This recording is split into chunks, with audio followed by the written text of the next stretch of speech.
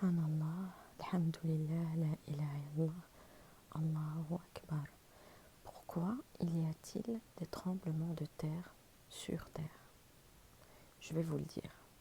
Tout simplement, Allah a dit dans le Coran, Surat al-Zalzala, la terre finira par se plaindre.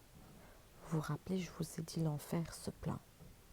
La terre finira par se plaindre à cause de ce qu'elle supporte sur terre, c'est-à-dire les créatures, mais leur fardeau. Donc elle se plaindra et se mettra donc à trembler, ce qui sera des effets naturels, mais dû aussi à sa colère. D'accord? Rappelez-vous que quand l'ange est descendu pour prendre quelques couleurs de terre, la terre lui a dit « Non, s'il te plaît, ne me prends pas ». Parce qu'elle avait peur de ce qui se passerait avec ce que Allah allait créer, en sachant qu'ils ont confiance en Allah, mais qu'elle avait peur, qu'elle redoutait ce qui se passerait dans le futur. Et même les anges ont dit, vas-tu créer quelque chose qui sèmera le sang sur terre? Donc la terre se plaint des péchés des êtres humains. Zina, la corruption, la musique, la fornication, les péchés comme boire de l'alcool, fumer est aussi grave, plus grave que ce qu'on pense. Donc la terre, en fait, voit ces créatures qui sont dans le péché, la corruption, la fitna et l'injustice. Alors elle se plaint et elle se met à trembler. N'oubliez pas, elle est une créature, tout comme l'eau. Eh bien, il y a une sourate sur cela qui s'appelle Zelzela. D'accord? Les secousses, les tremblements de terre. Zilzel, le tremblement de terre. Voilà. Donc, elle rétablit les choses en faisant des avertissements aux créatures par la permission d'Allah qui lui autorise, car Allah a autorisé à toute créature de se plaindre, mais de chacun de sa manière. Donc l'enfer par son souffle, la mer par ses tsunamis, les terres par les tremblements de terre, les montagnes par les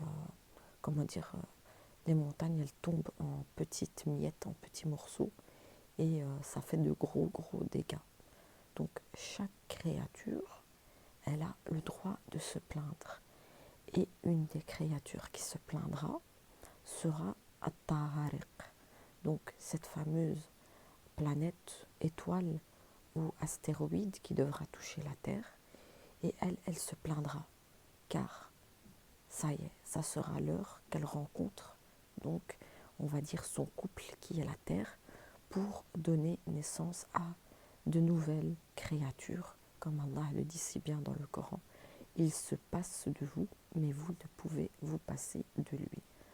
Allah yijib des créatures, des insan, ahsan minkum, yani il n'a pas besoin de vous.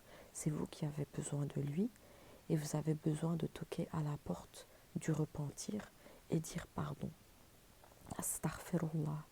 Donc voilà pourquoi les tremblements de terre. Bien sûr, on ne fait pas de dua pour une personne spéciale, mais dites paix aux âmes de ceux qui sont morts en dessous de ces décombres, de tous ces tremblements de terre.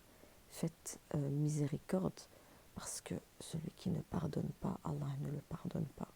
Et faites des invocations pour eux, et que Allah apaise les familles qui sont tristes. Et voilà, et ceci est un avertissement à chaque fois de la terre. Les gens doivent bien prendre en compte les avertissements qui sont lancés, parce qu'après, il n'y aura plus d'avertissement.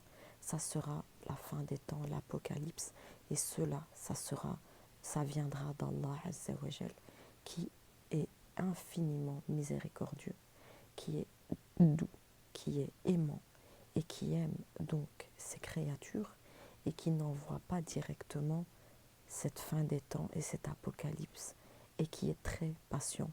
Mais, comme je vous ai dit, il autorise à ces créatures, anges et autres, à se plaindre quand ils voient une corruption sur la terre, subhanallah. Donc, évitez les péchés, entraidez-vous dans le bien, et quand vous voyez le mal, eh bien, réprimandez-le et changez cela en bien, évidemment. Je ne parle pas de violence, je parle de changer les choses avec douceur, bienveillance, et des fois, oui, il faut être un peu sec et dur, car la vérité dérange. Mais c'est tout, pas au-delà de ça. Wassalamu alaikum wa rahmatullah.